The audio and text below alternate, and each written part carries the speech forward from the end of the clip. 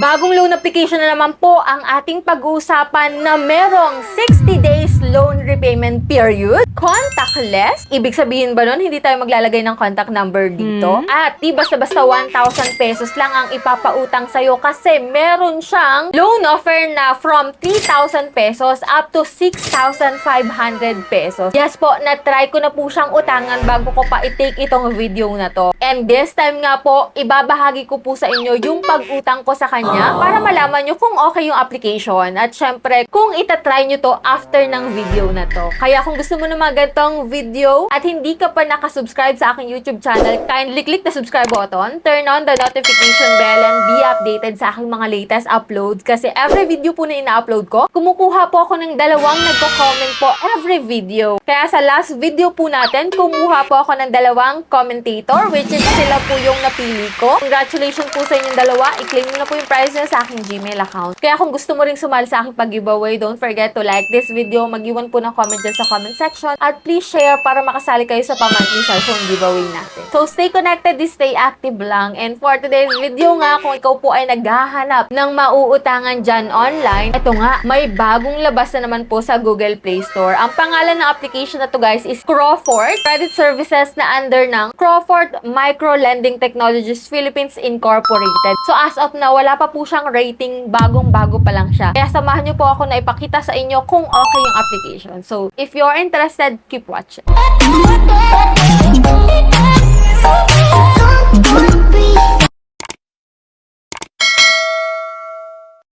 Disclaimer nyo guys, hindi po sponsored tong video natin at syempre hindi tayo agent at promoter. So dito guys, si Crawford is na-download ko po sa Google Play Store. Kung makikita nyo, ganito po yung kanyang logo. At ito po yung mga nakalagay dito sa kanyang ads. No? 90,000 pesos po ang kanyang loan amount na ino-offer. Contactless. So ito ba ay maglalagay tayo ng contact number or hindi tayo kukontakin? So not sure. So let's see mamaya, no? So sabi dito, complete the entire process securely and worry-free via your phone. So welcome to Crawford. Super fast. Apply, review, funds arrive, no waiting. So let's see kung mabilis ba talaga itong si Crawford. So dito guys, in-applyan ko na po siya at ito po yung unang bubungad sa atin. May permission application siya dito guys. Click mo lang po yung agree. And yan, exclusive for new users. So dahil nga po ako ay first time user, ayan, loan success rate is up to 85% daw. So get it now tayo. So 90,000 pesos ang loan amount, 120 days repayment period. Interest rate is 0.05% per day at click natin yung apply now. Syempre mag-e-enter ka using your active mobile number. And dito guys, mag-fill up ka po nitong mga personal details mo. And then dito guys, sa contact references na sinasabi nila is 5 contact number po yung need mong ilagay. Kaya kung ikaw ay first time, dapat yung mga 5 contact number na ilalagay mo, alam dapat nila yan, aware sila na ilalagay mo sila dyan para hindi na sila magulat kung sila man ay i-text or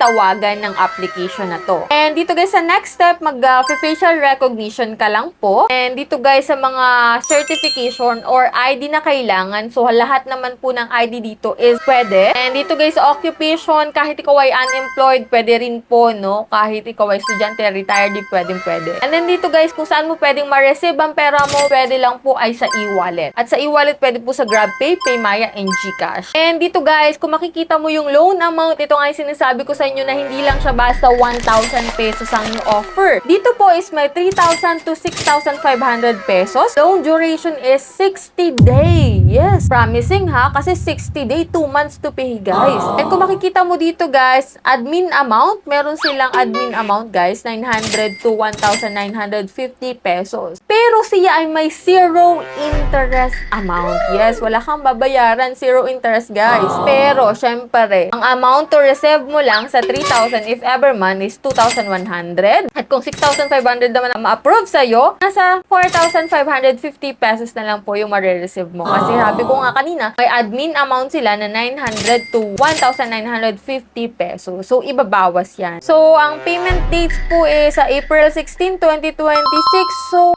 nag-apply ako is April 9. Kung i-check natin, 9, 10, 11, 12, 13, 14, 15, 16. 7 days to pay lang siya. Kala ko ba 60 days to pay? Nakakaloka ha. Kaya ganito ha, lagi niyong i-check yung loan details. Kasi nakalagay dito is loan duration is 60 days to pay daw. Pero ang first payment mo is sa April 16, 2026. At kung i-check natin itong amount to be paid natin, ayan kung makikita mo nga no, so 2,700 to 5,850 yung iyong total repayment na halos full payment na ngayon. Then may step 2 is 150 to 325. Then next is 150 to 325 ulit. So tatlong bayaran siya guys. Pero dun sa unang payment mo, malaki po kagad. Halos buo mo na siyang binayaran. Kaya ito nga, tinry ko pa rin. Baka sakaling ma-approve ako dito. And then may spin reward sila guys. So spin now tayo. So automatic nakakuha po ako ng 500 pesos dito, no? So chinek ko naman siya guys. Hindi ko alam kung saan napunta yung spin ko dito, no? So yan guys, check status. Makikita mo at 60 days talaga. 60 hari ang nakalagay. Hari, no? So yan guys, approving. Nakalagay dito approving. So medyo natuwa ako dun sa part na yun. Kasi approving yung nakalagay sa loan amount ko. And let's see kung talagang approving siya. So dito guys, nag-check muna ako ng ibang loan application bago ko siya binalikan. At ito nga po, no? So,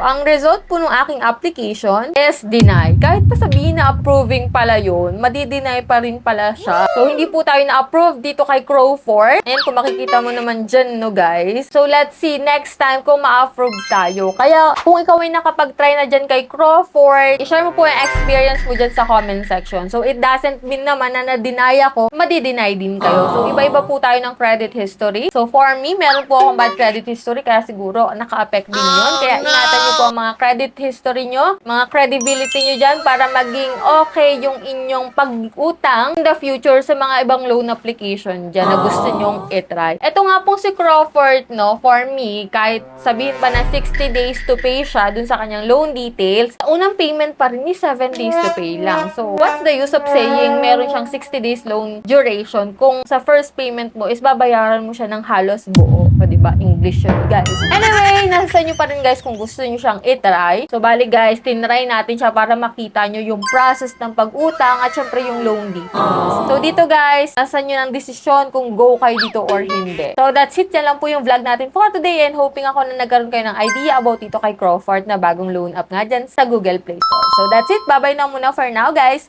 See you on my next video.